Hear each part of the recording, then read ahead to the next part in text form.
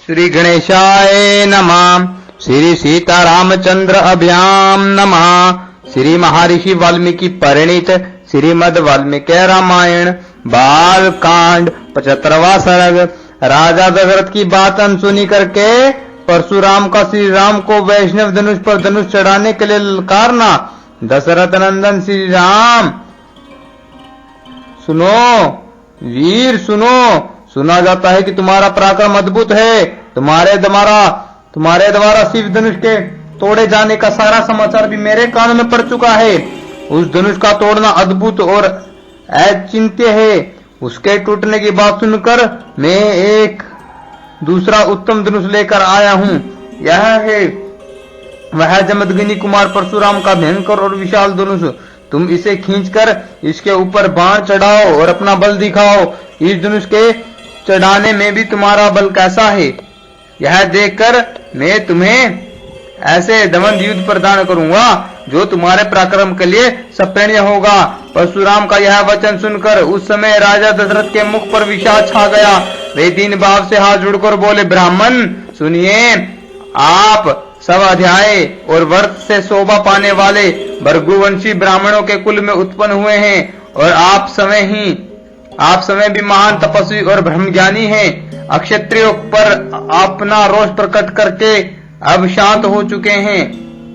इसलिए मेरे बालक पुत्र को आप अभयदान देने की कृपा करें, क्योंकि आपने इंद्र के समीप प्रतिज्ञा करके शस्त्र का परित्याग कर दिया है। इस तरह आप धर्म में तत्पर हो। कश्यप जी को पृथ्वी का दान करके वन में आकर महेंद्र पर्वत पर आश्रम बनाकर रहते हैं। महामुने बताइए, इस प्रकार शस्त्र त्याग की प्रतिज्ञा करके भी आप मेरा सर्वनाश करने के लिए कैसे आ गए? यदि कहे मेरा रोष तो केवल राम पर है, तो एकमात्र राम के मारे जाने पर ही हम सब लोग अपने जीवन का परित्याग कर देंगे। राजा दशरथ इस प्रकार कहते ही रह गए, परंतु प्रतापी परशुराम ने उनके उन वचनों की अवहेलना करके राम से ही बातचीत जारी रखी। वे बोले, रघुनंदन सुनो, ये दो धनुष सबसे श्रेष्ठ और दिव्य थे। सारा संसार इन्हें सम्मान की दृष्टि से देखता था। साक्षात विश्वकर्मा ने इन्हें बनाया था। ये बड़े प्रबल और दृढ़ थे। नरश्रेष्ठ बताओ, इनमें से एक को देवताओं ने त्रिपुरासुर से युद्ध करने के लिए भगवान शंकर को दिया था। काकुस्नंदन सुनो, जिससे त्रिपुर का नाश हुआ वह वही धनुष था जिसे तुमने तोड़ डाला। और दूसरा दुर्धर्ष धनुष यह है जो मेरे हाथ में है। इससे श्रेष्ठ देवताओं ने भगवान विष्णु को दिया था। श्री राम सुनो, शत्रु नगरी पर विजय पाने वाला वही यह वैष्णव धनुष है। काकुस्नंदन सुनो, यह भी शिव जी के धनुष के समान ही प्रबल है। उन दिनों समस्त देवताओं ने भगवान शिव और विष्णु के बलाबल की परीक्षा के लिए पितामह ब्रह्मा जी से पूछा था कि इन दोनों देवताओं में कौन अधिक बलशाली है। देवताओं के इस अभिप्राय को जानकर सत्यवादियों में श्रेष्ठ पितामह ब्रह्मा ने उन दोनों देवताओं शिव और विष्णु में विरोध उत्पन्न कर दिया।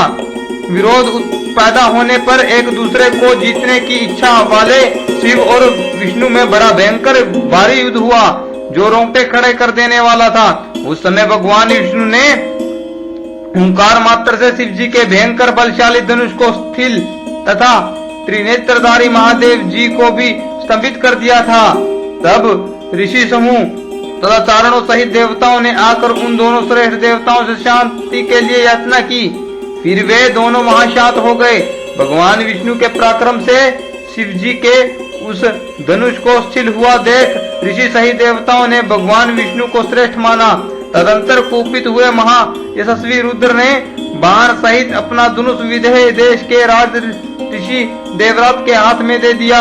श्री राम सुने, शत्रु नगरी पर विजय पाने वाले इस वैष्णव धनुष को भगवान विष्णु ने भृगुवंशी रचिक मुनि को उत्तम द्रोहर के रूप में दिया था।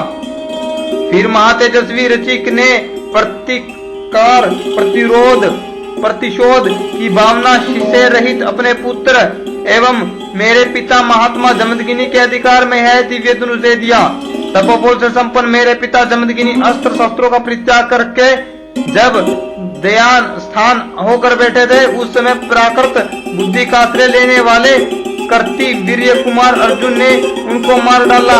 पिता के इस अत्यंत भयंकर वध का जो उनके योग्य नहीं था समाचार सुनकर मैंने रोष पूर्वक बारंबार उत्पन्न हुआ अक्षत्रियों का अनेक बार संहार किया है। श्री राम सुनिए, फिर सारी पृथ्वी पर अधिकार करके मैंने एक यज्ञ किया और उस यज्ञ के समाप्त होने पर पुण्यकर्मा महात्मा कश्यप को दक्षिणा रूप से यह सारी पृथ्वी दे डाली। पृथ्वी का दान करके मैं महेंद्र पर्वत पर रहने लगा और वहां तपस्या करके तपोबल से संपन्न हुआ।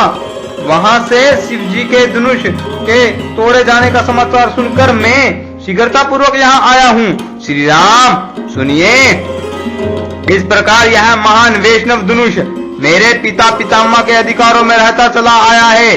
अब तुम अक्षत्रिय धर्म को सामने रखकर यह उत्तम धनुष हाथ में लो और इस श्रेष्ठ धनुष पर एक ऐसा बाण चढ़ाओ जो शत्रु नगरी पर विजय पाने में समर्थ हो।